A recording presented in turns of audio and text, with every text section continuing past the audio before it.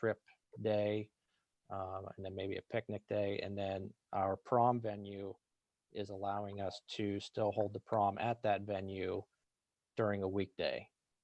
Certainly they have other things booked on weekends, but now that students wouldn't necessarily be in school, that probably wouldn't be as much of a concern having it on a weeknight. And again, much of that, of course, is dependent upon just, the rules and regulations that we have at that time. And then lastly, we've also tried to put together maybe some ideas, again, as another option to bring students back perhaps to a sports event in the fall to have a recognition ceremony, or even to bring them back to the graduation ceremony in 2021, so that if we can't necessarily have something in person for them, perhaps they could be a part of that bigger ceremony and still get recognition in some way. So again, we're continuing to meet weekly, many emails and phone calls in between those meetings. And again, trying to provide as many options as we can. I know families are anxious that they'd like to know a plan and they'd like to have direction on what it is we're going to do. We're just trying to keep as many options open as we can, and be as thorough and as planned as we can, and not necessarily give an option then that we can't do because of the circumstance, and just kind of create confusion. And so those are some of the highlights that we have. We appreciate the families, they've been reaching out to us, they've been giving us their input, their ideas of things they'd like to see. And so we're taking that into consideration. And certainly we probably won't be able to make everyone happy with a certain circumstance outside of what is traditional, but just to let everyone know that we are hearing what they have to say, and we're taking those things to heart, and doing the best with the circumstances that we have. If there are any questions, I'd be happy to answer them. Mr. Fedison, it's Mrs. Smith. Hello.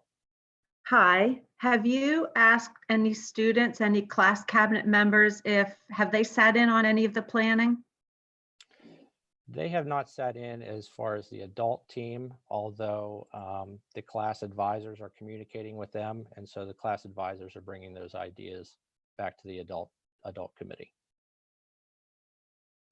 Because we have had several emails from parents who really have asked if they'll do anything to help. Have you reached out to those parents or accepted any of their input? Yes, insofar that, parents have provided, email input on different ideas and things that they have. They are all very willing to provide a lending hand. From the emails I've received, there's not necessarily something specific that I've had of something they're trying to do. I think in general, the ones I have been, if there's something that we need help with, they are more than willing to help organize that and do that. So certainly it may come down to something if we have to be, or we have the opportunity, I guess I should say, to be in the stadium and people have to be 6 feet apart. Of course, one of my big concerns is you're gathering everyone in the parking lot to get them in. You're going through 1 or 2 different areas.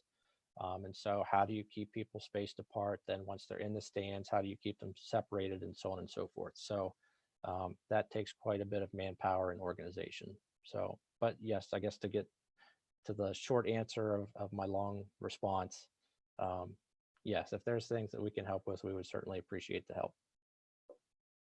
Mr. Fedison, Jeff Steiner. Hello. Hey, thanks for all you're doing on this, number one. And again, to reiterate, you and the other folks at the high school have do this all the time with students, and just have a lot of concern and want to be able to do the best for the students, or is invested as what the students are. And I want to thank everyone who works along with you who are trying to pull this together. Can we talk a little bit about the quote traditional graduation unquote? You've relayed that there's actually the timing with that is such that you could pull it off with a relatively short notice. But can you lay out the different variables and factors as best you can so that people can understand how it may happen, or what the rule outs would be that it couldn't happen? Sure. So the first part is sort of the physical aspect. You know, you need a stage, you need ramps. Of course, we need 2 sets because we have a set at the stadium as well as a set inside the gymnasium. Of course, you're going to have 200 chairs for the graduates plus any guests in 2 separate locations. So you're setting everything up twice. Sound, flowers, all those types of things. Physically moving things like diplomas, podiums, flags, microphones, all those types of things have to be set up twice. And of course, if things are outside and it rains, you're wiping off chairs. All those types of things kind of go into figuring that out. Then becomes, you know, physically figuring out where people are coming to. So that's communicating with Mount Nittany Health across the street to get permission to use their parking lots for the graduates so that families can park on this side of the street to prevent, you know, anybody that needs handicap access perhaps from needing to cross the street. Doing similar partnerships with things like PennDOT and Rite Aid, just kind of making sure that's set to go. Coordinating with Bellefonte Borough Police so that they can block off intersections, have flares, have lighting, those types of things. Making sure that if we need handicap parking, handicap seating, we send that information to the students so they can communicate it back to us as to how many seats, how many spaces they need, so that we can put together passes and tickets and send those out. If we're going to do tickets, how many tickets does each family get? Getting those to the students, who's collecting all those things. Depending on whether we're at the stadium or inside, points of entry, traffic flow, all those types of things are a part of the physical aspects. With the students then, depending upon where the graduation ceremony is, it's having the students come in, walk through the practice so they understand the flow of the ceremony, where they sit, how they enter, how they exit, how they come across the stage, the timing of, you know, they come to the edge of the stage, Mr. Park reads their name, they go halfway through, they get their photo, they turn, they get their diploma, they continue on. Just all those little aspects, you know, we would typically do in the weeks leading up to graduation, and all those things in and of themselves. You know, the practice itself might take 2 hours on one day for the outdoor, 2 hours on another day for the indoor. Now, again, you can do that in one sitting with students, but when it goes on to 3 hours and things, you know, people just start to kind of get tired, and that's sometimes easier to space those things out. You know, other things are not as crucial to the graduation part as far as collecting their materials. Obviously, they have their caps and gowns now, so some of those other aspects have been eliminated or we can push otherwise. But that's kind of what goes into the physical traditional graduation part. Of course, we coordinate with CNET already. We've coordinated with the photographer and have those folks already secured for those dates. That's just another layer of it. Now, of course, if we talk about being at the stadium and spreading people out, that's just a whole nother ball of wax, if you will. Taking all the chairs, spreading them 6 feet apart, figuring out where people are going to sit, how they're going to enter, how they're going to use restrooms, because, you know, it's tough to be 6 feet apart in a situation like that, coming in and out of one door. Yeah, there's a lot to go into it, I guess is a short way to say it.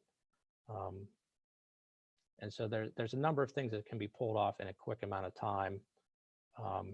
You just need a lot of people to make it happen.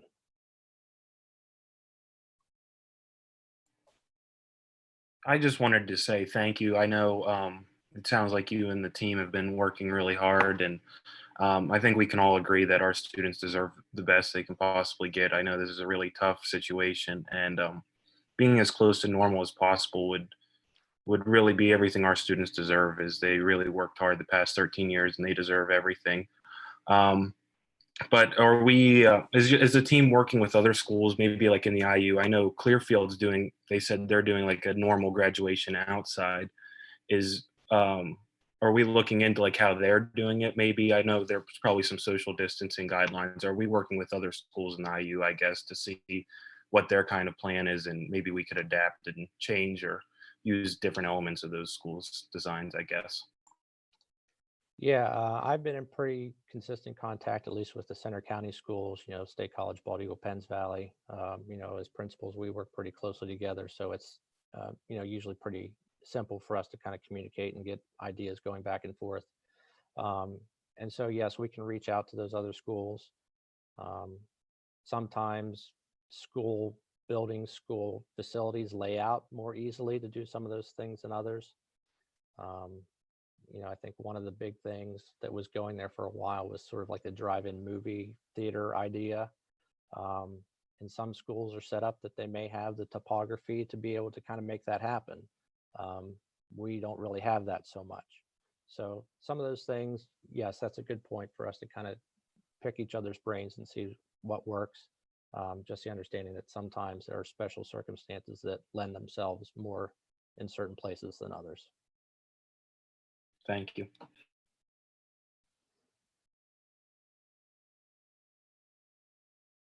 Any other questions for Mr. Fedison? Hi, Mike, it's me again. Have you given yourself kind of a date we would like to know what we're doing by when? Well, I think probably if we're looking maybe at Memorial Day is probably a pretty good shooting point at this time. I think at that point, we really need to, our stages and things are coming that following week, that first week of June. So if they're going to be set up and we're going to be setting things up, that needs to be happening that first week of June. So looking at that probably is a good place to start. Has there been any indication through like PDE or other state resources of when we might potentially go to green? And does green allow for larger gatherings that would be a size like a graduation? I mean, I know right now where we're at, I think it's gatherings of 25 or less in yellow. And I'm just curious if through some of the other contacts and that we may have in the district, that we have any kind of inkling about when we may or may not move to green here in Center County, or how that might impact the size of the gatherings allowed.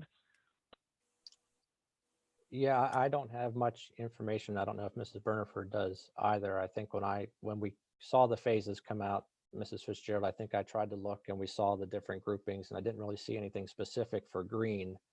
And we're seeing that play out in the news too, with sporting events and so forth. It seems like it's all over the map depending upon sort of the state and where they are. I know the governor had said in a recent briefing that graduations aren't going to look like what they typically look like, and even though we've been in yellow, school buildings are closed. But hopefully that we can do something different, seeing as how this is sort of a one-time opportunity for students.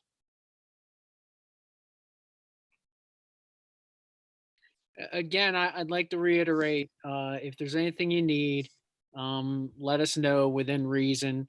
Everyone's committed.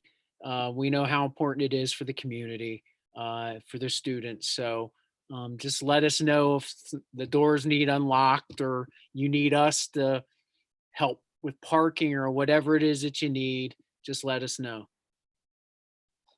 Thank you. Yeah, I appreciate the support very much, and I just want families to know that we are working on it, and it's some long days and a lot of thought, and certainly times of joy and hope, and others of frustration. But we're just trying to, like you said, we know the students have lost those sports seasons, the final performances, and those are things that we can't get back. So we want to try to do as much as we can to recognize the students. Absolutely.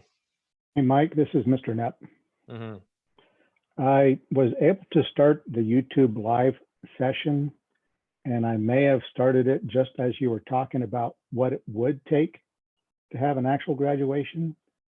And I don't want our YouTube viewers to think that we're actually having a graduation at the stadium. Is that a correct statement?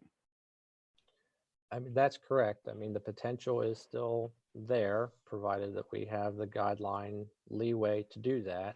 We can do that. Of course, again, always dependent upon weather. And But now that I mentioned that, there has not been a definitive decision to do it right now, correct? correct. Okay. I just didn't want our YouTube viewers to get the wrong impression coming into the conversation at a point where you were talking about what it would take to make it happen. Yes, thank you. And that's another point for us to consider as well. You know, we talk about potential graduation on the field, spreading people out. If we have poor weather, obviously the ability to spread out that many people inside the gymnasium is not the same. And so that's just another thing that we need to consider as we make those plans.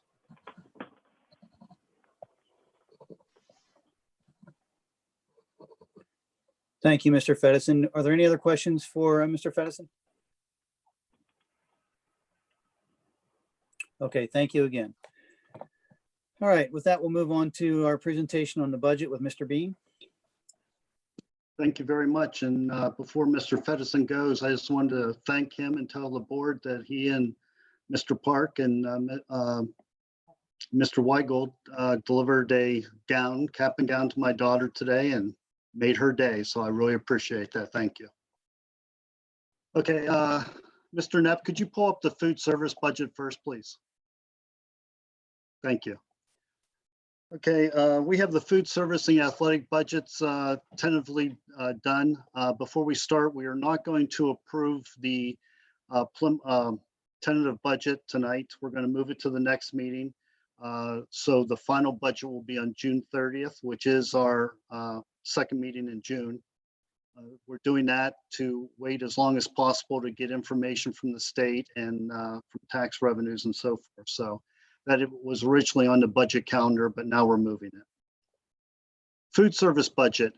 As you can see in the to the right, the second or third to the last column, we have a projected number in there. Those are just estimates. We're projecting where we're going to finish this year at. You can see that if you go down, we're finishing positive because we're moving $400,000 from the general fund to the food service fund. We're ended last year almost $100,000 in the hole, so we had to make that up. We also were budgeting a $75,000 contribution anyway. And so that means we lost about $225,000 in the food service fund this year. That's what we're projecting. Primarily because we lost the last 2.5, 3 months of ticket sales revenues and so forth, but we're paying salaries and those type of items and benefits, which make up the majority of the numbers. We do have a budget, a balanced budget for food service for next year, using the same budgeted fund balance transfer from the general fund of $75,000. The budget is $1,600,000, which is $60,000 less than the current year budget we're in. Ticket sales and so forth have been adjusted and reduced. The salaries are being projected based on the current contract for the support staff. And we do have projected a few retirements in there that are helping the salary numbers come down and actually enabling us to balance this budget with the planned $75,000 fund transfer. Mr. Knapp, could you pull up the athletic fund budget? Athletic fund budget, we did a very similar process where we projected where we're going to be. Right now, we're projecting that we're going to come up positive about $55,000. Now, I have a few more expenses that we're going to book in there. So that number will be closer to $40,000 probably when we're done the projected. The reason that it's coming up positive is we've gotten the majority of our revenue being ticket sales from football and such. The only ticket sales we lost was track and field and lacrosse in the spring. So we got most of the revenue, and the majority of the funds come from the general fund anyway. We budgeted $830,000 transfer, which is what we make. Now, going forward to the coming year, since we have projecting a $250,000 fund balance, I'm going to use $100,000 of that fund balance from athletics and reduce the general fund amount to 745,000 instead of the 845,000 that we would do if we didn't have that kind of fund balance. We are projecting only 2 athletic trainers. We cannot do a master's intern type position anymore due to the way athletic trainers are licensed and so forth at the college level. So we can't do that. So we have 2 athletic trainers, the same as we had this year. We just won't have the intern next year, or grad student, whatever definition is. We have looked at all our costs. We do have some additional costs to run track and field events that more and more of the, especially Mrs. Moore, the athletic director, she's got into these numbers and realized we need a few more people helping for track and field events than we planned on. So some of those numbers went up some, but you can see for the most part, the numbers are very consistent.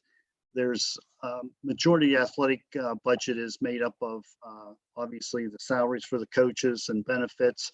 There is some supplies they get, but that's minimal, and those are being held to the bare minimum. Like we're using baseball, got a lot of baseballs, things like that this year. They only had about 2 weeks of practice, so they have a lot of that left over that we can still use next year and so forth.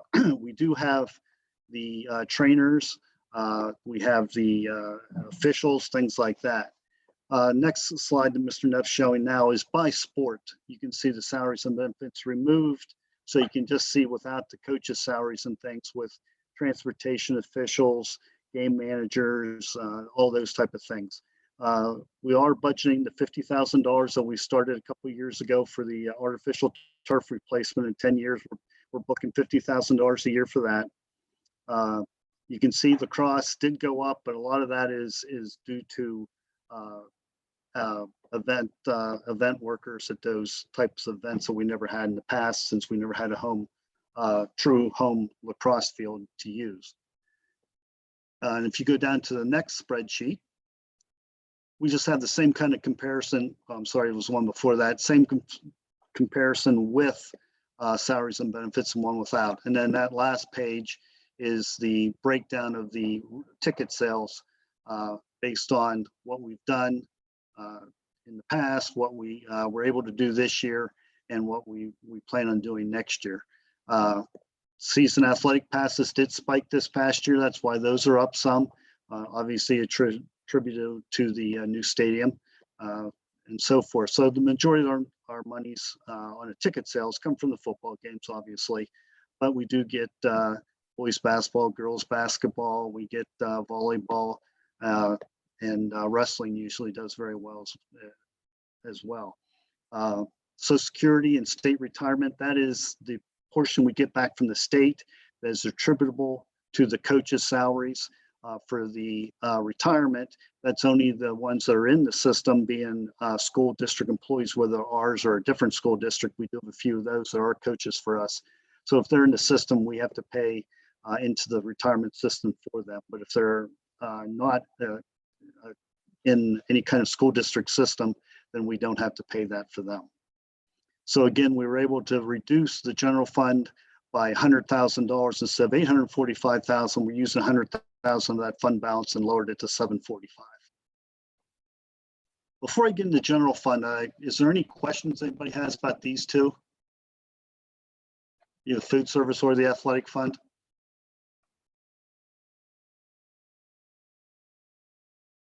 Okay, let's move on to the general fund.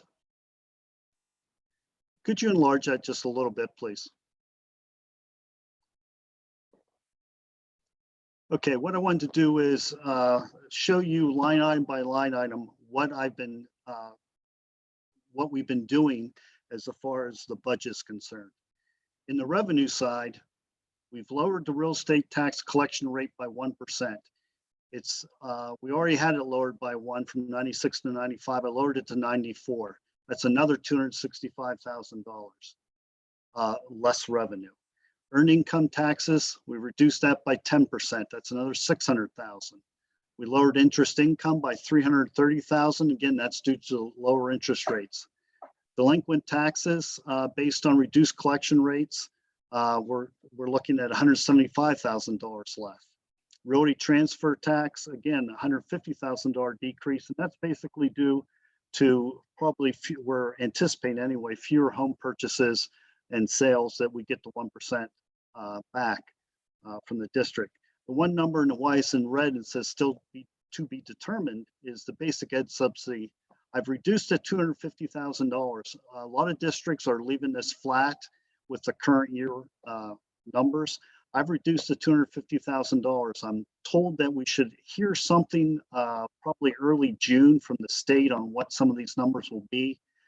So if anything, hopefully we can put that $250,000 back in, but to be safe and not to get surprised at the 12th hour, I did reduce that by $250,000. All said, we reduced the budget, revenue budget by $1,770,000. Now on the expenditure side, other than the normal, we held all the building budgets flat for the umpteenth year. What we did was the social worker, the new social work position, not the contracted one, but we were going to hire a position. We took that out. While it's needed and greatly wanted, under the current circumstances, we got to take care of what we have right now. So that was removed from the budget. The assistant superintendent position, we've eliminated for the next year going in. Mrs. Burnford will assume basically both positions with, we budgeted a $10,000 stipend for some additional help, whether whoever she chooses or the board would choose to assist in those things. We did budget some stipend money to cover some of that. Unfortunately, we had to take out the future capital projects number. We've been budgeting over the last several years, $250,000. We've reduced curriculum by $150,000, and that's because we do have $300,000 for curriculum and committed fund balance for just such an event. So we reduced the actual curriculum budget by $150,000, and if we need any of that money, we'll be able to take it out of the committed fund balance of $300,000. The next two items kind of go hand in hand. The professional overtime and the Kelly substitute services, reduce those a combined $77,500. We're going to run fewer after school or any type of meetings and so forth that would require additional pay, and also in that regard would reduce the number of substitutes we might need for teachers attending things. Another number we reduce is the tuition, primarily for special education, by $100,000. This is based on recent growth. It's been growing and growing and growing. I still have about a $50,000 increase from the current year where I think we're going to end up, but this number has been growing so much that I initially budgeted an extra $100,000. We're just tightening up every number we can, and this is just another one of the numbers we tightened up. The athletic fund transfers, I mentioned talking about the athletic fund, we reduced that fund balance $100,000 that transfer from the general fund by using the athletic fund fund balance. If you go down to the notes, and by the way, we reduced the budget $940,000 in expenditures. Just wanted to, something I mentioned the last time, the way the board budgets with the conservative practices, it has mitigated this downturn somewhat. It hasn't obviously eliminated it, but it would be a lot worse if we were much more aggressive in the way we budgeted and ran the risk of not having money so we thought we might have and so forth.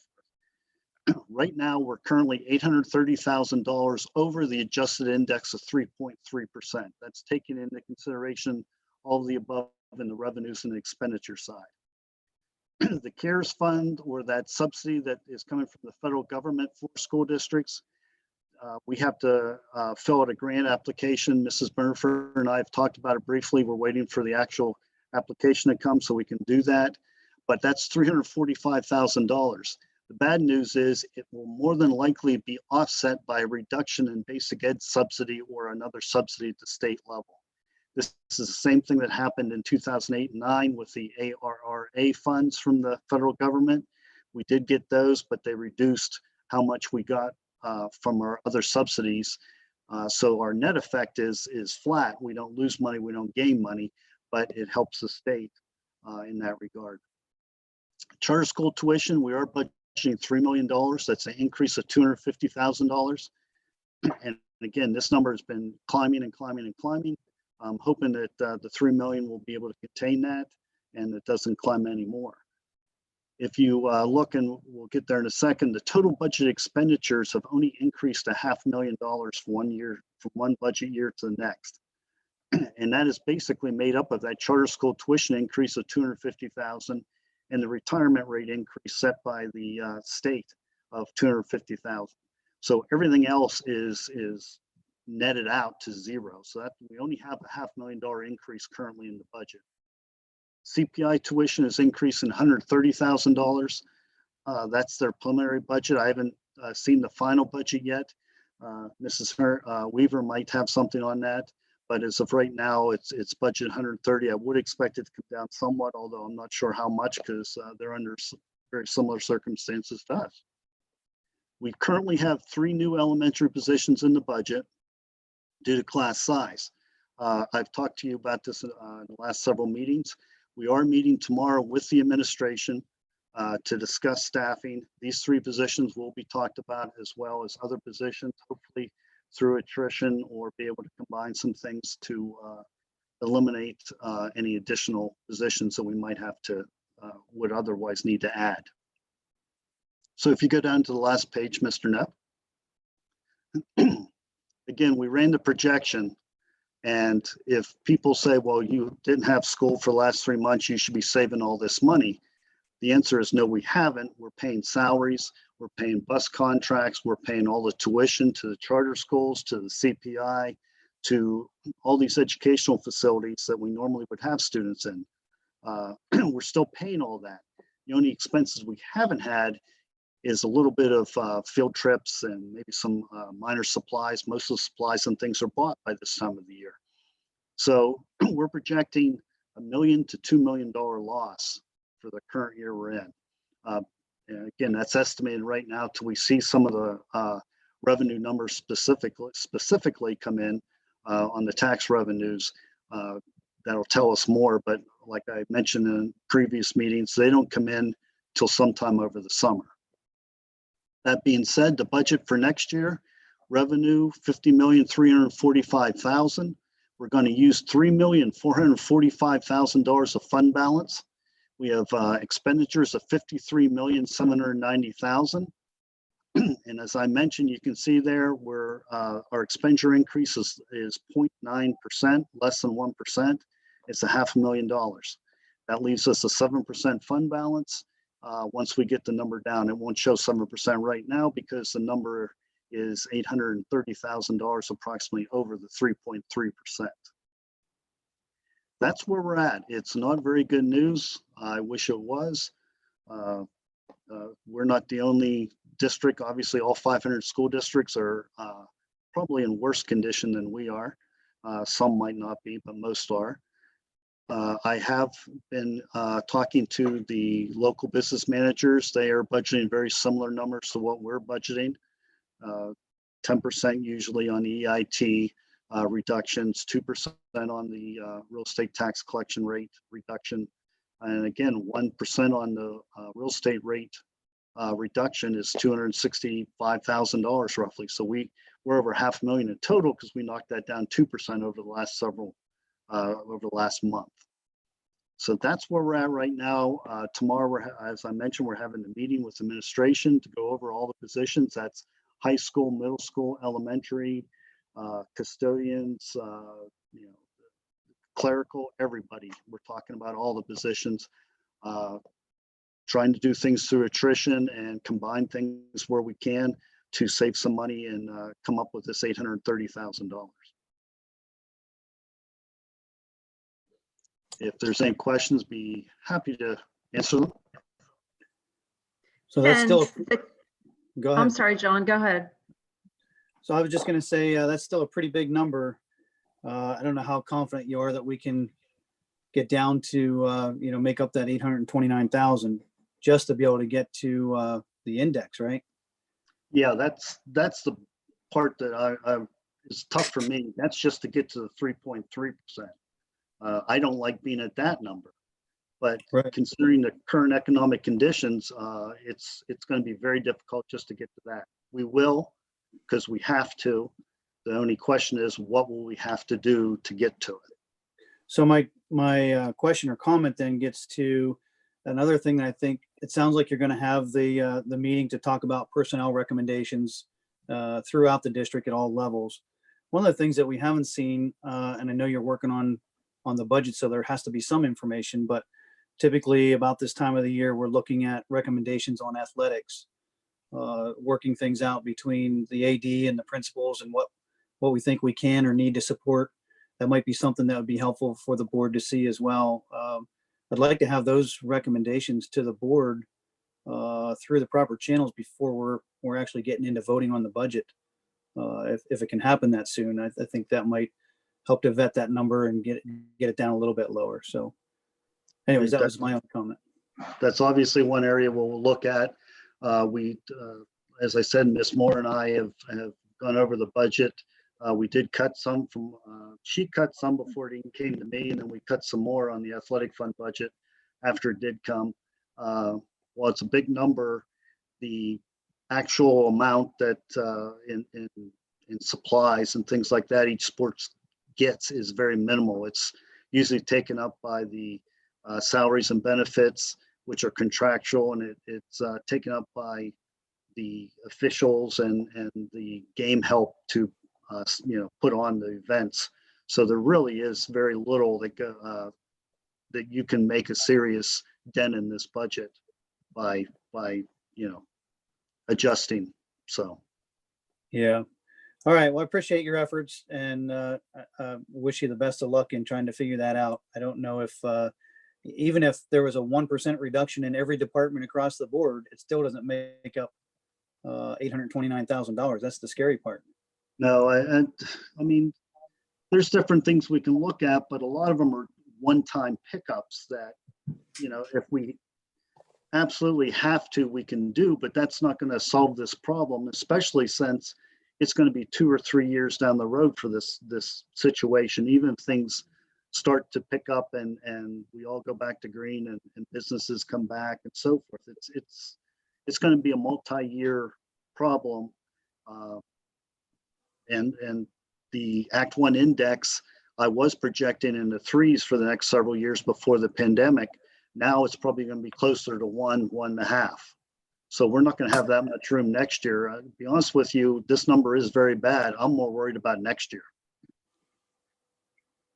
And I would say this is the 6th go around or 7th now of the budgeting process with Mr. Bean. And over the years, I found that he tends to open up in January about 500,000 or so off the mark, give or take. Just during the course of the next couple of months, he finds a way to make it work and gets our budget in. We're now a month and a half from when we have to have this budget put in, and we're over $800,000 off of index. And that's just, we've never, ever, ever been in this position before with me on board. So No, this is the latest I've been this much over in a budget that I can remember. Ken, the money from the CARES Act, the 350,000, do you have stipulations on how that has to be spent?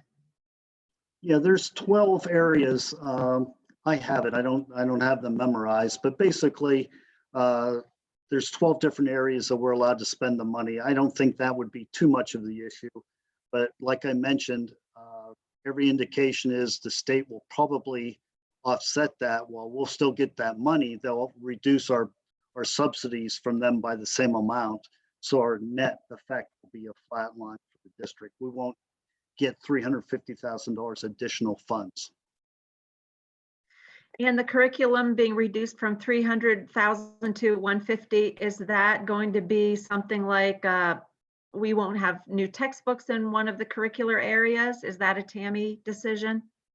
No, we'll still do what we need to do, because we'll take, if we need that 150, we'll take it out of the committed fund balance that we saved that money in the past, as I mentioned, just for this type of event. so we don't have a setback in our curriculum plans going forward. And I took half of it, and that gives us the other 150 for the following year. And hopefully, we can get through this after 2 years, or at least improve enough that we can budget our normal amount for curriculum and not depend on any kind of committed amounts that we previously saved. I'd also like to add that we have covered the big expense curriculum in the last few years. So we have bought all new programming for K-12 ELA and pretty much K-12 math. So our big expense curricular areas have already happened. We do have social studies we're working on, and we're finishing up music now. The next big one will be science, but some of those bigger ticket and curriculum has been covered in the past couple of years. I got a question, or a question and comment, I guess, Ken. This is data based on the best information we've got right now, and who knows what is going to be in the next few days, few weeks, few months. There's still talk about the property tax freezes that's still on and off through the legislature right now, which could be a huge impact to this. We don't know whether even the schools are possibly going to open again in the fall, which again, we hope to. If they do, then there's going to be some changes in procedures, and there's going to possibly be additional cost for services that we need to offer there to make sure everybody stays safe, whether we change the curriculum around social distancing.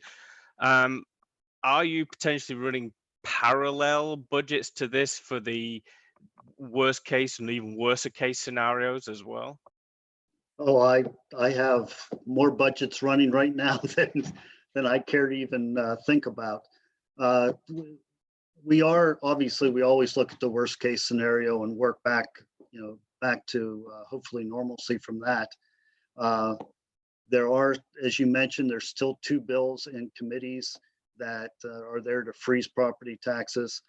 They haven't come out of committee. The Senate, I believe, is in this week, but the House isn't. So hopefully after Memorial Day, they'll both come back and we'll see some results. If they freeze property taxes, I'll be honest with you, I'm not sure what we're going to do at that stage. Even at this 829,000, we got that meeting tomorrow is very critical. We have to come up with some money savings there to knock this number down. Again, I'm hoping the basic ed subsidy comes in flat and we can add the $250,000 back. But even if we do, we're still at $600,000. So we're talking real money here. We're seriously going to have to look at things tomorrow. And it's obviously not going to get all resolved tomorrow, but we're going to do our best to see if we can get into some things. And I'm sure Mrs. Burnford, myself, the principals, and so forth will meet several more times on this issue.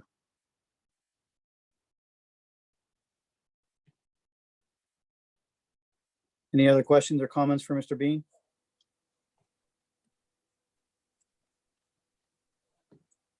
Okay, thank you, Ken. Thank you, everyone. All right, with that, we'll move into our reports section and beginning with Mrs. Weaver with CPI. Okay, thank you. I'm following up that doom and gloom report, so I'll try to be a little bit more cheerful. Hang on 1 second. I'm sorry.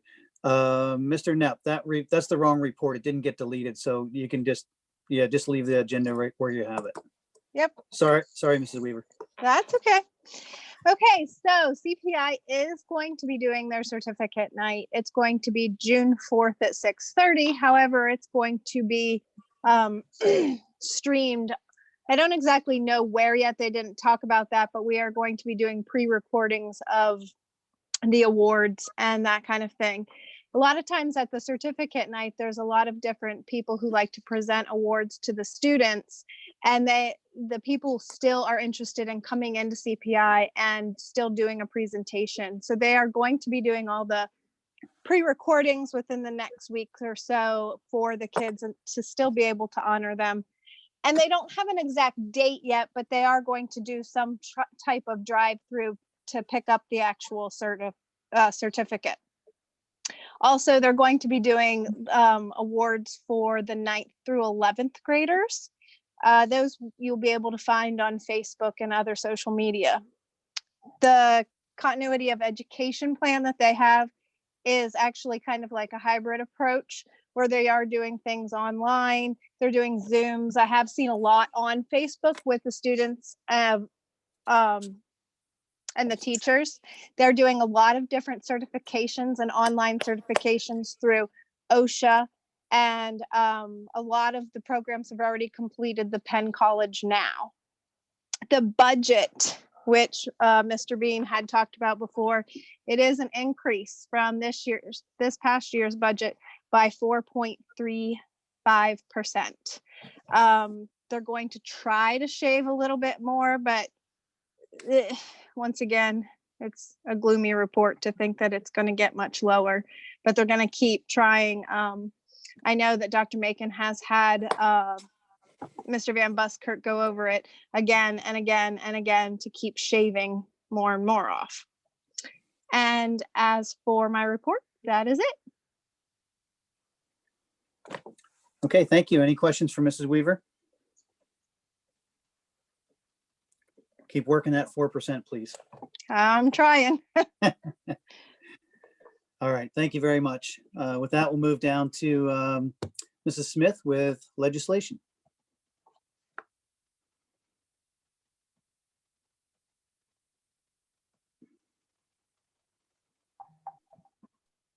Donna, you with us? Sorry about that. Can you hear me? Yes. I had to unmute. Thank you. Yesterday, I participated in the virtual advocacy day, and I heard loud and clear, the bottom line was that we need to communicate, we being each school board needs to communicate to our legislators exactly what Ken reported, that contrary to what some may believe and that some have actually said, our district is not saving money during the school shutdown. Our costs have increased and our revenue has decreased. The recommendation is that we communicate our real numbers and any anecdotal information. And I've taken notes and I plan to get back with Ken on those, but communicate that with our own legislators. And I do plan to do this in the near future because the budget caucuses are happening in the next 2 weeks. And they said something interesting that there might be not a 12-month budget, but a 6 or a 9-month budget. Now, I don't know if Ken has heard that also. Along the lines of the property tax rate freeze bill, the opinion yesterday was that they've attempted that twice and both unsuccessfully. So that is really good news. So they predict that freezing of those tax rates might be put to bed for now.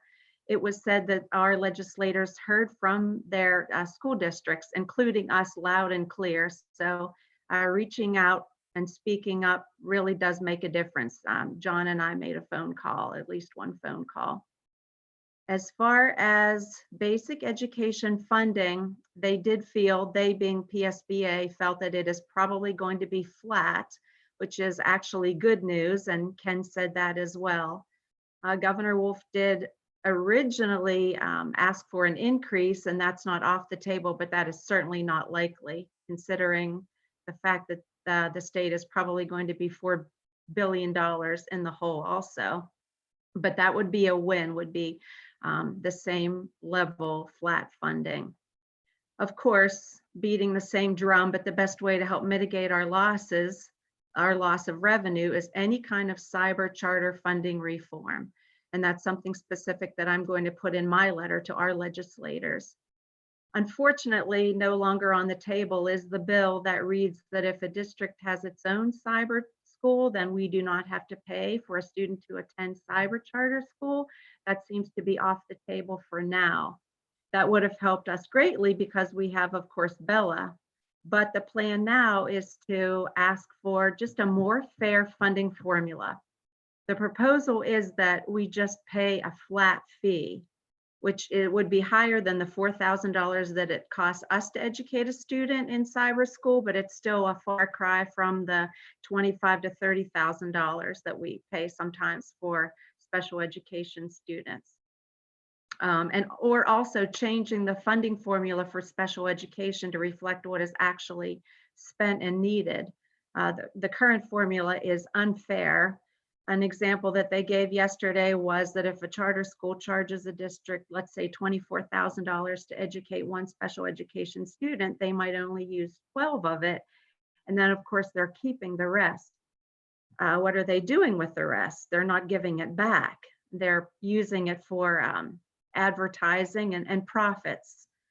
And we've all seen that. That's been apparent with all the commercials that we've seen lately. And sadly, they reported yesterday that all 15 cyber charter schools in Pennsylvania, all of them have been identified as needs improvement under Every Student Succeeds Act. All 15 of them needs improvement. The last suggestion that they are making is that we ask our legislators to waive some of the costly mandates that are put upon school districts, not for pension or not for special education mandates, but the little ones that don't seem like they are a big deal, but they add up. This was done apparently in 2010. And so I attached a link as to what all the mandates are, and it's amazing. There are pages and pages and pages of them. So if you care to look at the list of mandates that are put upon schools, I thought it was very interesting. Two more things, and that is that the Pennsylvania School Board Association supports House Bill 703. And this actually surprised me what it's about, but it requires districts to publish on their websites the names and email addresses of all school board members, as well as the names and email addresses of all charter school board members. And finally, and Tammy, you might know a little bit about this, but on the governor's desk to be signed now is House Bill 360, and that is granting school employees an extension on obtaining their renewed clearances to December 31st, 2020. So if clearances ran out during the shutdown, that's not a problem. They can be extended to December 31st, 2020. And that concludes my report. Thank you, Donna. Are there any questions for Donna on that? I can talk a little bit about the clearances. So 2 of the clearances are online and they're available anytime. The big problem was that the FBI clearances, the fingerprint clearances, the fingerprint places closed down during the shutdown. So people that needed their fingerprints couldn't get them. So that's where it came back to, we could extend that time whenever if they expire, they have till December 31st. I will say though, that at least locally, the fingerprint place is back open, and we've encouraged both of our support staff and professional staff to get those fingerprints done as soon as they possibly can now. Okay, thank you. Any other comments or questions? John, I do plan to get a letter together and maybe asking the rest of the school board if they'll sign it in addition with some of our specific numbers, so our senator and House members know exactly how it's impacting us. Yeah, that's a great idea. And even if it comes to the point where we have enough information to just have a resolution from the board to present to them, I'm all in favor of that. Anything we can do. There's going to be large shortfalls we need to figure out here. So that'd be much appreciated, Donna. Thank you. Okay, I don't really have an official report, just a couple of quick announcements. I believe Mrs. Burniford has most things covered in her report, but I will say that the building committee had met on May 7th. I was planning to report that to the board at this meeting, but the minutes and things weren't back in time. Just got them late this afternoon. So that will be fully reported out to the board at the next meeting. I think in the meantime, we're planning to continue with some additional podcasts and printed material that can be, electronic material that can be available on our link at the website to fill anybody in the meantime. And then I believe Britt will be doing those podcasts and getting out some more questions and things to the entire community. I'll just briefly state that we're kind of at a point where we have a pretty good understanding of the cost to bring the buildings up to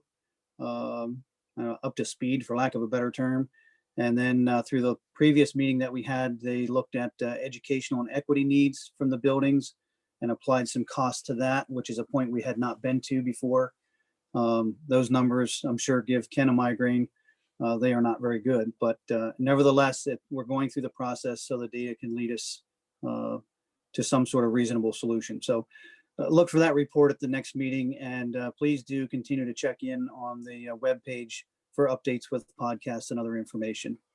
And I believe the suggestion was we need to do a little better job at pushing that material out as well through the various avenues that we have in social media and our distribution lists from the district. So that's it with the building committee. Another one was Dr. Griffith is moving into his role as the superintendent of record at CPI. And so that puts Bellefonte in need of an additional representative to the JOC. And believe there's been discussion and like to appoint Dr. Badger to that position to represent the Bellefonte School District to CPI to work with Mrs. Weaver. And I'm assuming that that's acceptable to you, Dr. Badger?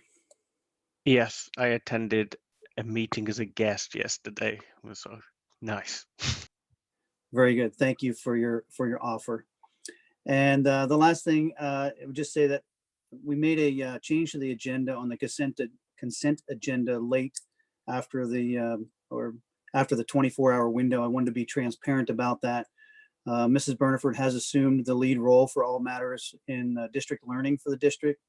And I want to welcome Tammy to that new role. And we look forward to updates on our education plan and distance learning as we move forward, getting us through this year and moving into plans for next year. So thank you for doing that, Tammy. And those were just 3 quick announcements. If anyone has any questions, I'd be happy to answer them. But again, look for a full report on the building committee at the next meeting. Hey, John, before I don't want to forget it by the time this loops back around at the next meeting relative to the building committee. They really put together a lot of data and a lot of visuals to illustrate the inequities between the buildings in terms of use of space and availability of space and things like that.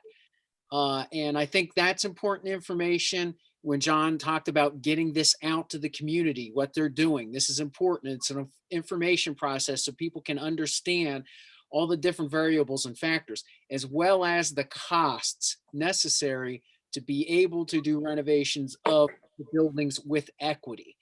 So those are the 2 things that really stuck out to me in a very significant way going through that meeting.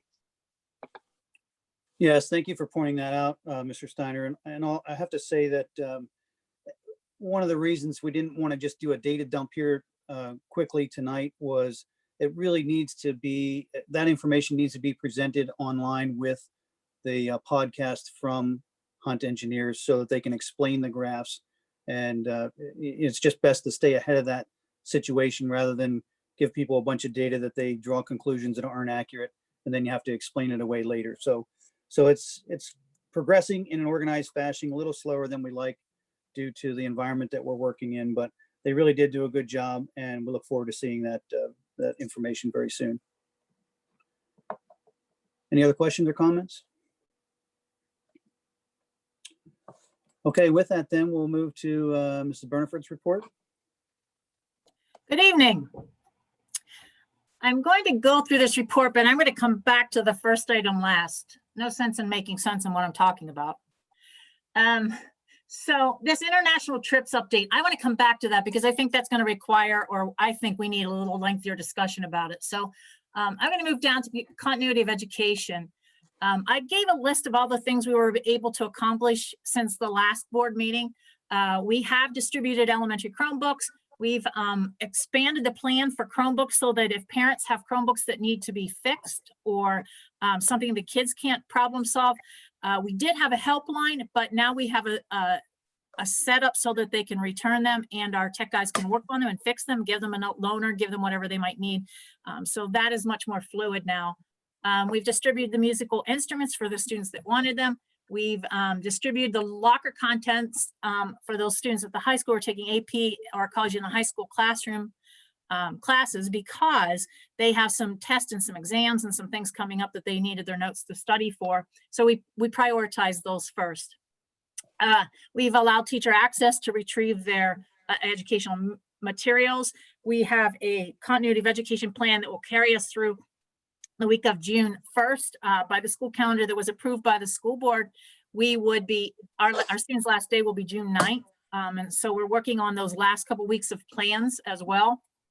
We have, I don't have this in my report, but we have been working on plans, and information went out to parents this week about how we can get the rest of the students' belongings out to them, be it middle school, high school lockers, or elementary desk. We have teachers coming in and working in their classrooms. They have to close up their classrooms for the remainder of, for this year. And so our principals have started to formulate plans, and they've sent some of that information out to parents. As soon as we get it kind of figured out, we will. We've had a wonderful help from our support staff who've helped pack lockers and things, and I'm sure we're going to be tapping into them a bit to help us with the classrooms at the elementary level. So we're definitely moving ahead in our continuity of education plan, and we definitely have things rocking and rolling again.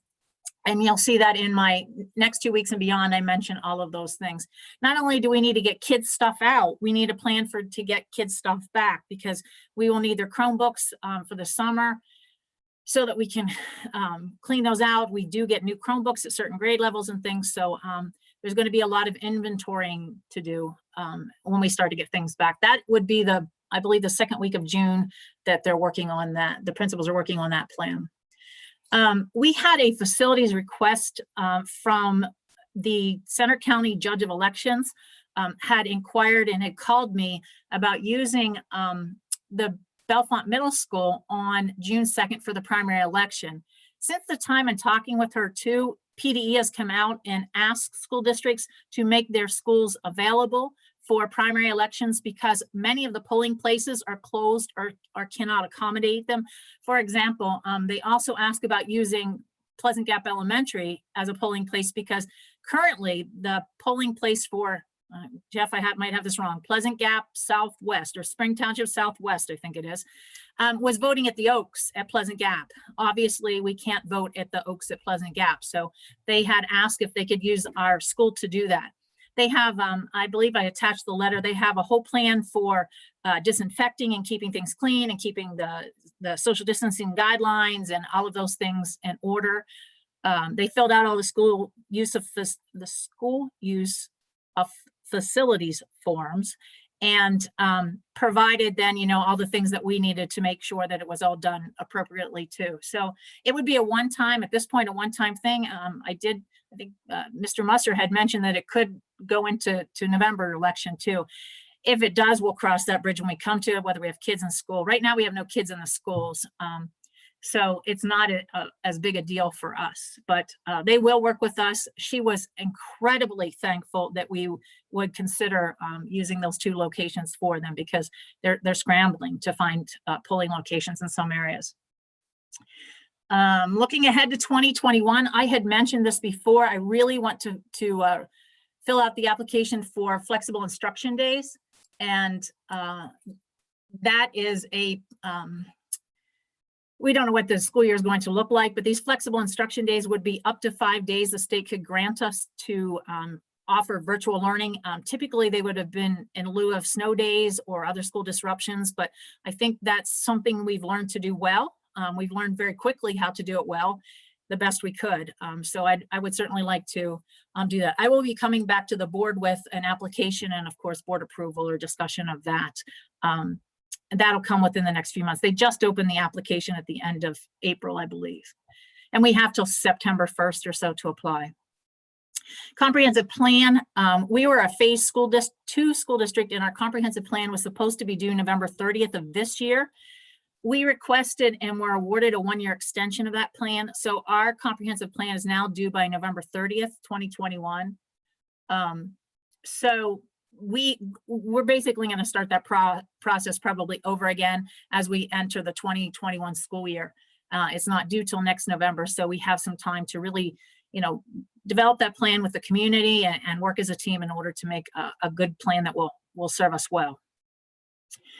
So I also mentioned, I meant to mention too, and looking ahead to 2021, I would like to form a committee or a task force. We had talked about this briefly this summer so that we can talk about how we're going to open our schools and what that's going to look like.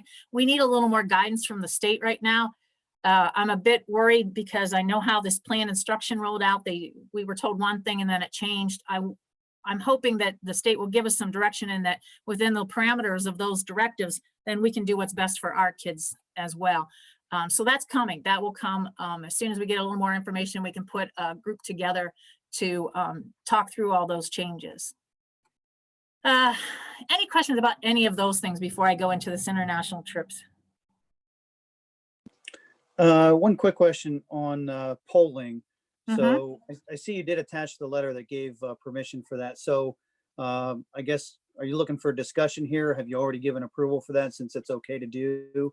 I gave them tentative approval in that this is what we would typically do when somebody requests to use our school facilities, but I certainly would, entertain if the board's wishes is to do something differently, that's perfectly fine. I did not lock us in. I gave them tentative, like, yes, I think we can do this, but I wanted to talk with the board first. Okay, thank you. That was my only question until you get to trips.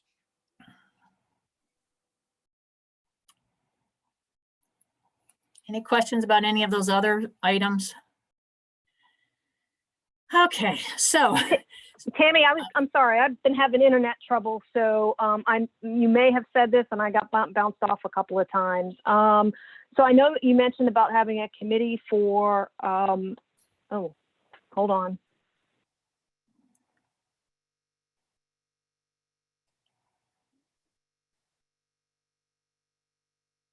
we lost her. No, I'm here. I'm sorry. I dialed in on my phone and I had my phone muted and the computer muted and was all mixed up. So I apologize. I might have missed this because I was bouncing in and out. In terms of the committee that you're looking for, like future plans and all of that, how is that makeup being decided? And I think you had mentioned at one time that there'd be more board members that would be a part of that. Yes, I would like to include a lot of the at least representative stakeholder groups.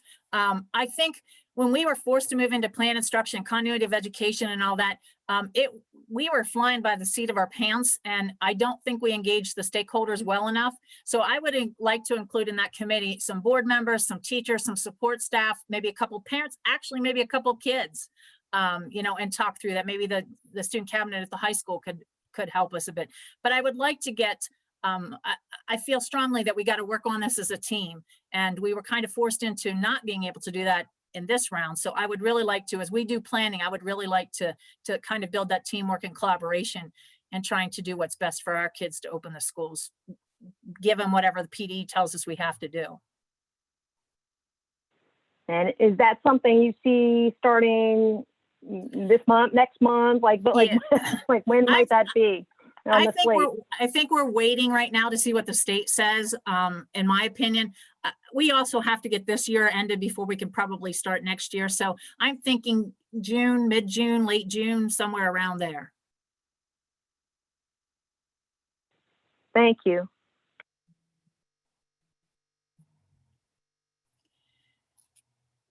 Any others? So as we move into this discussion about international trip update, Karen Krish provided what you see in blue. She is also on here. I don't know, Rick, if you want to try to unmute her, because she probably can add more details in some of the things I'm going to talk about. So what you see in blue, it says previously discussed, and the new information is in blue. Options for travelers. So she reached out several times to EF, and you will see exactly what the result was in reaching out to EF and those kinds of things. So going down through it, it says options for travelers. Number one, cancel their student participation. Fees for getting a cash refund, canceling are $500. And it says EF stands firm on the decision to apply the $500 cancellation fee. Karen has shared multiple times the district and parent concerns about that. And she notes that the deadline for canceling is 110 days from the start of the 2021 trip. So that's January or February, where we would have to decide whether we were going to cancel those 2021 trips. There's also some options in that I'll talk about in a minute too. Future travel, parents in essence have paid for the trip and can send their student on a rescheduled trip with no additional price increase, even if EF's cost. So those kids that have lost out on trips, they could go on another trips. And currently we have 2 trips going in 2021. All the students have been placed in these trips as a placeholder until parents of district make decisions. I have heard murmurings that some of the parents are already considering pulling out of those 2021 trips. And then we run into how many chaperones and that kind of thing that we have questions. Future travel vouchers. It's like a gift card. So EF would give this voucher. And it gives you all kinds of options of what they can do. I know there was a question about graduating seniors, and they're actually creating a graduating seniors only line of tours that vouchers could be used for. These trips are for 2020 graduates and are for less mature adults, those that aren't 21, basically speaking. And they would only operate late summer, fall this year, but the vouchers themselves will be available or valid until September 30th, 2022. And then anyone who takes a voucher can transfer it to another traveler. They can privately sell it, and EFO will work with them to transfer that voucher to another traveler. She gave us some reminders that she shared in the last meeting about adults and the ratio of students to chaperones and things. It says you can have more, you cannot have more than a 50-50 ratio of adults in order to go or to remain a trip. In the past, seniors were allowed to travel in the summer of their graduation, but not beyond that summer. Again, that was a question at the last meeting about policies and finding that in policy. I don't know if we ever did that, but that's been the past precedent of the way it was set up. Trips are meant as curriculum connected experiences for students. Even though Dr. Saylor's philosophy was that all students should be able to travel. It says then in blue, students are not permitted to switch trips unless the Spain, France, or UK trips are canceled. This means that someone from the UK trip can't decide to switch to the Australia trip until a decision is made on the UK trip. So they can't just say, oh, I don't want to go on the UK trip, so now I'm going to go on the Australia trip. They can only do that if the UK trip is canceled. If the UK trip is rescheduled, they're locked into the UK trip. This is standard past practice. It makes trips viable. And there's some questions that the board asked. Does EF Tours have business insurance? Yes, this and the cancellation fees are keeping the company afloat while they attempt to weather this storm. Like all others, they're also having serious financial issues. At what age does EF Tours determine someone is a student versus an adult traveler? EF allows students up to age 19 to travel as a student. The day they hit 20, they're considered an adult for the purposes of traveling. And can we assist in facilitating purchase of vouchers between student travelers? We could certainly maintain a list of vouchers for sale and provide contact information to interested parties, but the actual transfer must be a private deal in conjunction with EF Tours. So we can make that information available, but the actual transaction has to happen with EF. There's some trip numbers of what, when Karen sent this to me the other day, basically what the age of what we have coming up next year and what that looks like, according to EF Tours on 5/5, which was last week. And then there's two items that Karen feels like we need to determine. Are both trips permitted to be rescheduled for 2021? And will 2020 seniors be permitted to attend 2021 trips to UK or Spain or France? I can tell you there's been a great deal of conversation that's occurred even in just the past 2 days about all of this. My suggestion is going to be is that we kind of send this back to that committee and that global travel committee for some clarification about what exactly do we want trips canceled? Don't we? What's the positive and negative of those canceling those 2021 trips? Do we want to wait on that? I do think in all of this, one of the things we've learned is that we probably need to revisit the policies that we have. And I know we have PSBA doing policy revisions for us, but we need to look closely if they meet the needs of our students and families in those travel policies. So as I said, Karen's on here, and I think that Rick unmuted her mic. So if there are any questions I can answer, I certainly will. Karen may know an awful lot more than I know.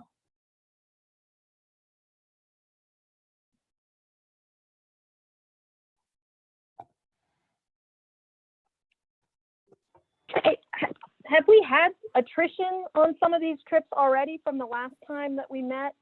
I thought the numbers were much higher for the Spain-France trip. I thought there were like near 40 or something like that at the last meeting, and 12 for the UK trip. So have we already had some people cancel their trips? Yeah, it was actually around 20 something at the last meeting. People who have dropped out, and those are the current numbers as of last week. And I actually texted our rep at EF yesterday and just said, was there any changes? And those are still the current numbers. Although the leader of the UK trip said there are 2 families of juniors, I believe, who are talking about canceling, but they haven't done that yet.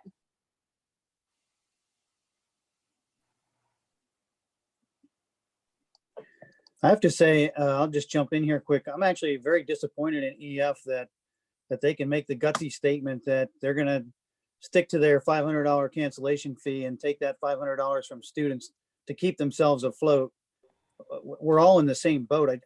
I still am just totally in disbelief that they're going to use that strictly on a money basis to help themselves stay afloat when every other business is faced with the same thing and they're all doing the right thing. So I don't know. It's something that we need to look at moving forward as well. But I just think that that's pretty rotten.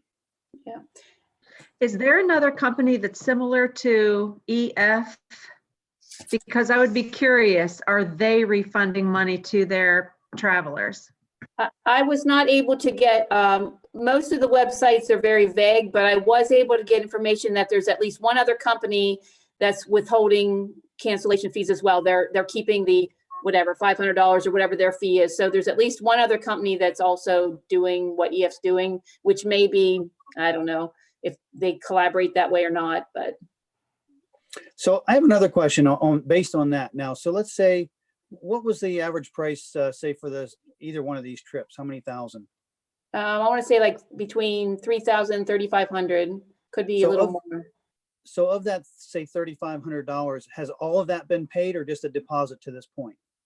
It would be, parents usually have to make the last payment by 30 or 40 days out. So there might be some families who haven't paid the whole project. The reason I'm asking is because another aspect of this that I don't know has been discussed yet is if these trips are pushed out into 2021 or beyond, what's the effect of interest on the students' money? Like, I'm not sure that they should be allowed to keep the money for that long either to basically invest someone else's money and then keep it. Yeah, I can't, I mean, that's not up my expertise, I guess. Yeah, just interesting. So you probably said this, Karen, but how many students or families are out $500? Well, if you just think about the Spain-France trip, there were originally 40 to 42 travelers on that trip. So I don't know how many of those, I didn't ask the question, how many took the voucher versus how many took the cash. I didn't get that information. The leaders might know that. I could get that information, but I honestly don't know that. I just really wanted to know how many were still, if we even had viable trips still going. And you see there the age they will be when they travel next summer for the ones that are remaining. So you can figure out by looking at those numbers how many are probably seniors and not. I know you said there was a lot of discussion about the age they would be when they travel. I think the board, at least I would be very interested in knowing what the committee that's working on this, what their opinions are about that, because as you say, we can easily revisit board policy as far as age and whatnot to align with industry norms, I guess, for lack of a better term. Yeah, I'm only one opinion, and I don't, I would prefer that I'm not the only voice being heard about that. Mm-hmm. And 20 people dropping out, I just can't, again, that's $10,000 of our students' money just so that they can help offset their stay afloat as they stated. It's just hard to believe. They may have also taken a voucher though and not lost the $500, right? Well, Karen? that's true. Correct. So this is Rod. whatever action we take, this should be a one-time thing, except for extenuating circumstances similar to this. I believe that the policy that was in place was pretty decent. I agree that there's a problem whenever you have students have already graduated going on these trips and not necessarily being any longer a student of ours. Given the circumstances currently, I can certainly say as a board member, I can support extending that to 2021 for these students. But I don't want to make this something that's, past practice and then it continues.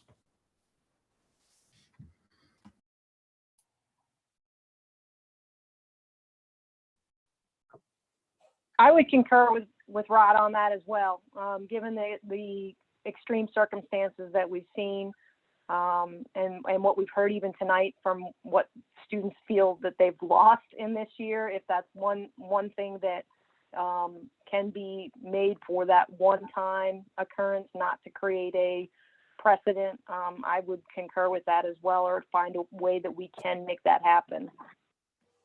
Yeah, my worry would be, and I'm not disagreeing, my worry would be that kids go off to work into college, and yes, they have a voucher, but if their circumstances change with college and work, that worries me, and I just want to toss that out there.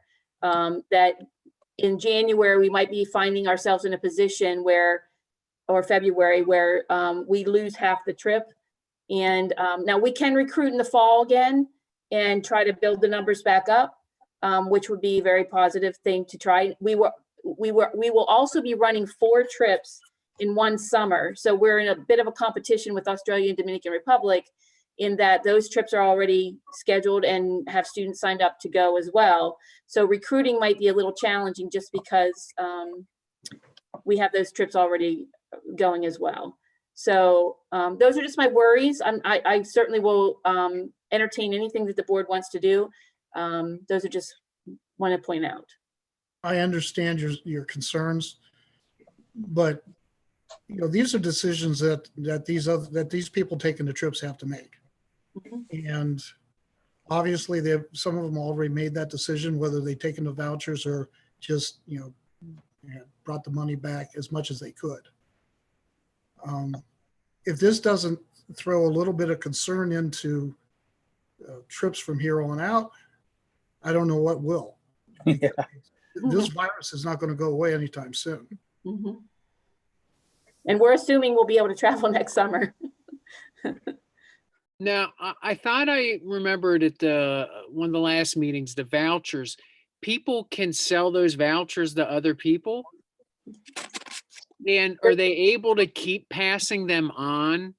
I guess what I'm saying is it possible for the district to help facilitate passing the vouchers forward until people can actually use them? They're only good until September 2022. Okay. Well, okay. All right. And I wouldn't want to be a salesman for an international trip right now. Yeah. All right. The only other comment I had on it all is just for the sake of being able to get back to the information. I know when I went to look at this report, I had to log into my Google account for the district. So if we could somehow just attach that to board docs, so anyone is trying to do some research or look backwards, they have that information available on the public side. I think that'd be beneficial. Yeah, maybe we can make it a PDF. Yeah, I appreciate that. Just make it a PDF or something. All right, any other questions, comments? So what we will do is we're going to reconvene that global task force or global committee and come up with some pros and cons both ways and some ideas, and then we can talk about the seniors and all those kinds of things, and making the language be clear that it's a one-time only deal if it does happen that way. Does that work? Yes, thank you. Okay. With that, do we have anyone here from the Education Association this evening?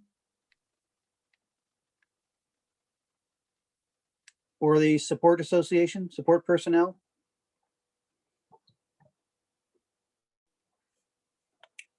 If you happen to jump in there later, just speak up and we'll fit you in. Don't hear anybody now. So entertain a motion then for the consent agenda, items 601 through 603. Steiner, so moved. Krell, second. Okay, with that, we'll do a roll call, please. Oh, Leslie, before we do that, I have to announce that Kristen had a situation and had to step out, so you can remove her from the roll call roster. Okay, thank you. Uh-huh. All right, Mr. Gazar, Yes. Mr. Crowell, Yes. Mr. Musser, Yes. Miss Smith, Yes. Mr. Steiner, Yes. Mrs. Weaver, Yes. Dr. Badger, Yes. Mrs. Fitzgerald. Yes. Okay, motion carries. Thank you. We move to item 701. It is recommended that the board approve the purchase of a truck with a plow for $35,988. That, just for information, you can see that this was in the budget for the year. They have tried to search other options for a vehicle to replace some of the ones that are in pretty bad shape. So I'll take the motion and I'll see if I can get Mr. Bartow to clarify anything. Do I have a motion for that? Badger, so moved. Thank you, Dr. Badger. Any others? Steiner, second. Thank you. Moved and seconded. Mr. Bartow, are you with us this evening that you could elaborate on this?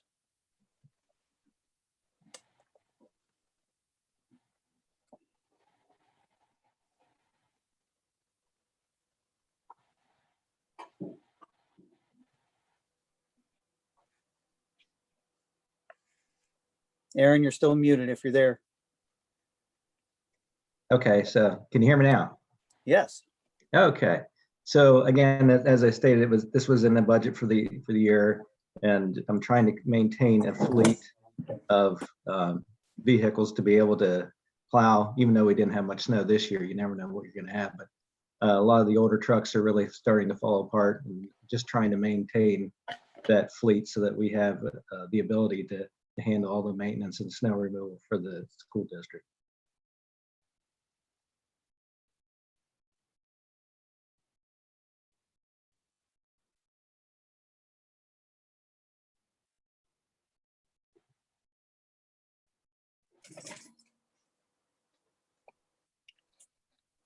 Are you there, John?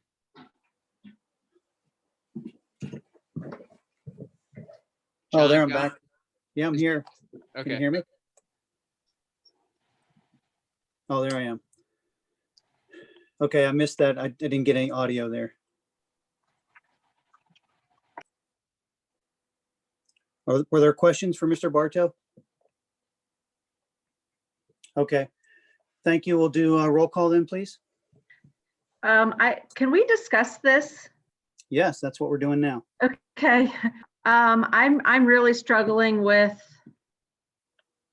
unless you can explain this to me, it's in the budget, but the money hasn't been spent yet. And I'm struggling with approving this when we have such a shortfall. And when we're talking about programs and staff, I'm not comfortable personally with this purchase. And is it a we have to have this, or is it it's a nice to have? Mr. Bartow? Well, I was going to say, the issue is, Ms. Smith, that if we lose the ability to handle all our snow removal on our own, then I don't know how we handle, we'd either have to contract out if we don't have the right amount of equipment. I just don't want to go into a winter without the ability to handle, the snow removal needs of the district that we've been doing for the last, 20 years that I've been here. What are we using now? Well, we have, like I said, we purchased we did purchase a lot of these old Army trucks from federal surplus, but we haven't been having the ability to get them for the last 5 to 6 years because they just don't have them anymore. So we had to start purchasing. We purchased 2 trucks in the past, I want to say 7 years, to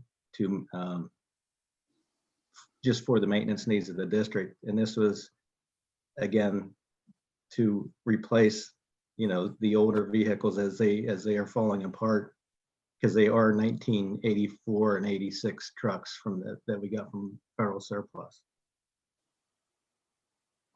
Mrs. Smith, I beat up Aaron pretty good on this for the exact reason you're questioning it. Part of the problem is if we don't buy this now, what's going to happen in a year or two, we have to go get something now mode, which will end up costing us more money. Well, I'm not thrilled about spending this right now.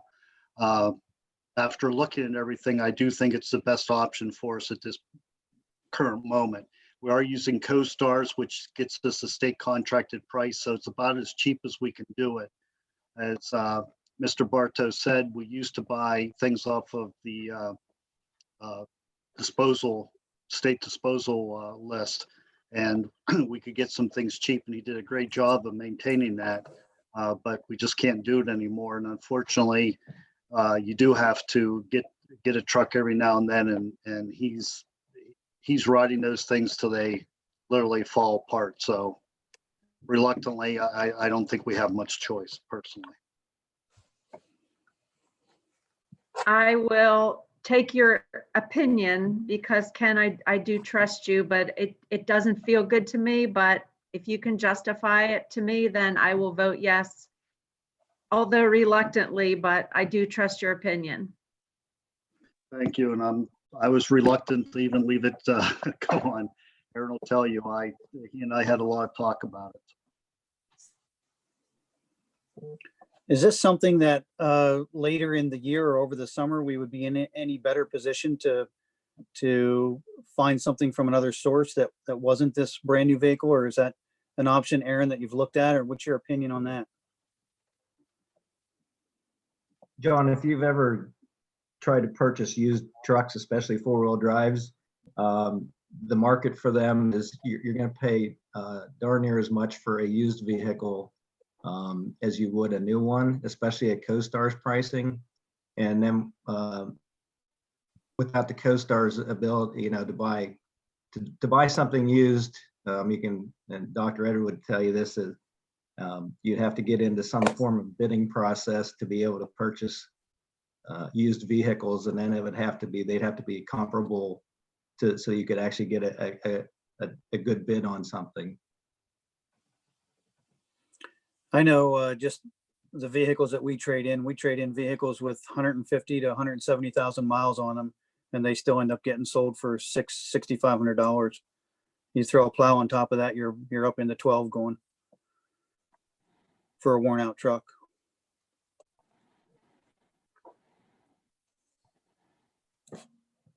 It sounds like we've done the snow removal ourselves for many years.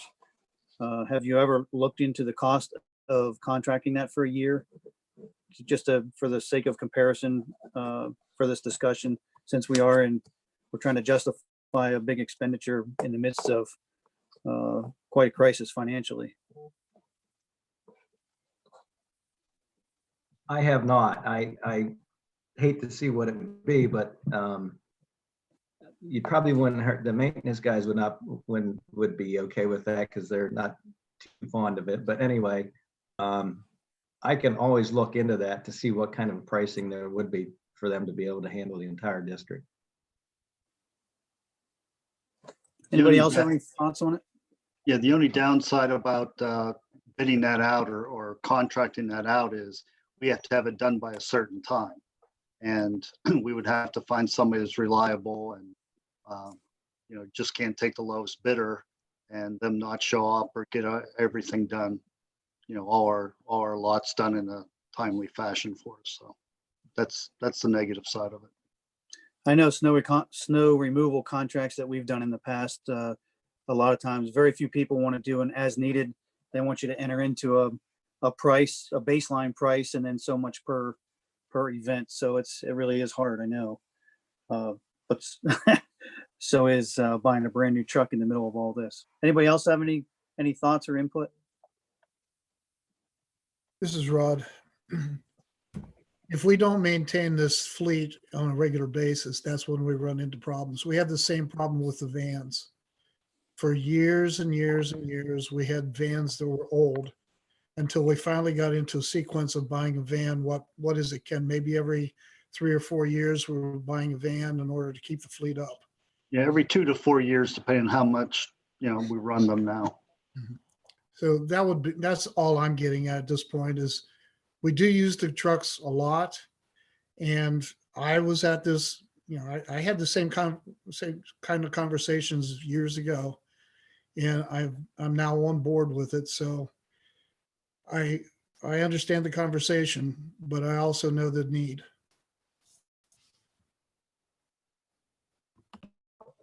Any other comments?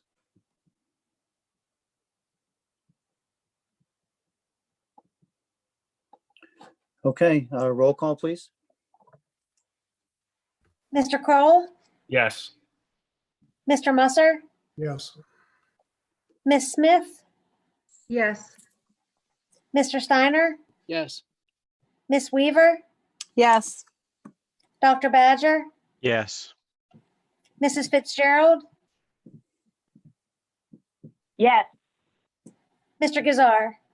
Yes. Motion carries.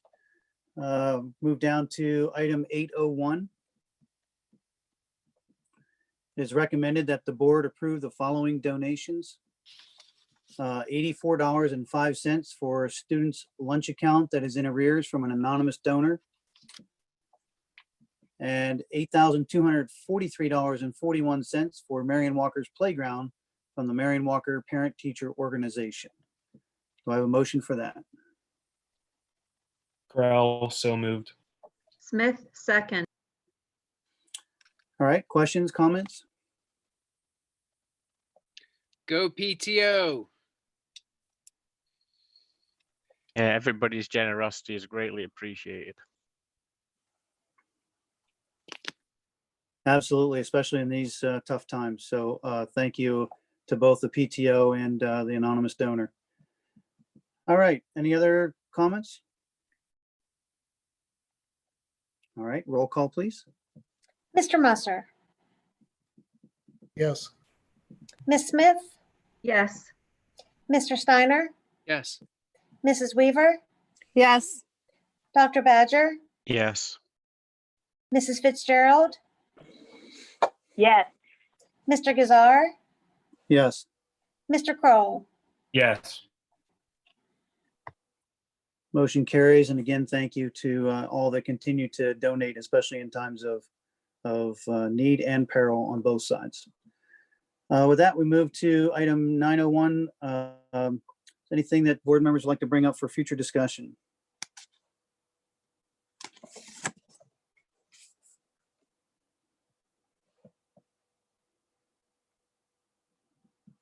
All right, nothing heard at this time. So I'll move to item 902, which is the last chance for public comment for anyone who may have had internet troubles or checked in late. Do we have any additional public comment for the board this evening?